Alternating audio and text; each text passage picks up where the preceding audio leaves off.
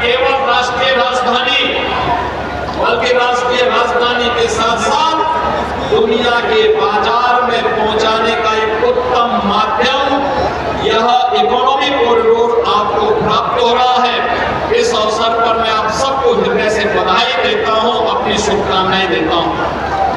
बहनों और भाइयों, आज का यह अवसर हम सबके लिए अत्यंत महत्वपूर्ण है। भारत के अंदर सामाजिक न्याय को जमीनी धरातल पर उतारने वाले भारत के संविधान के शिल्पी बाबा साहब डॉक्टर भीमराव अम्बेडकर जी की आज 135वीं पावन जयंती।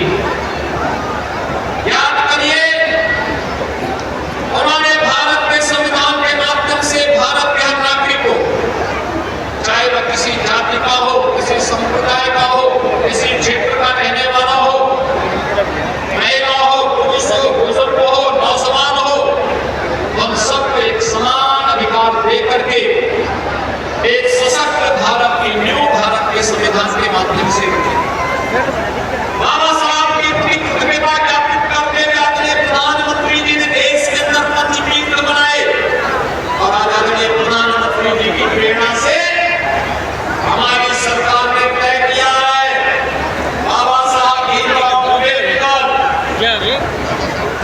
सदगुरु रविदास जी महाराज, महर्षि वाल्मीकि और सामाजिक न्याय के महापुरुषों की नदियों के अगर बाउंड्री वाल नहीं है और मूर्ति के ऊपर छत नहीं है तो सरकार पैसा देकर के इस कार्य को पूरा करने का कार्य करके महापुरुषों के प्रति सम्मान का भाव रखेगी। ये कार्य प्रारंभ होने जा रहा है। बहनों और भाइयों, इस समाज आने वाली पीढ़ी को एक सूत्र में जोड़ करके प्रधानमंत्री जी के एक भारत श्रेष्ठ भारत के अभियान को आगे बढ़ाता है।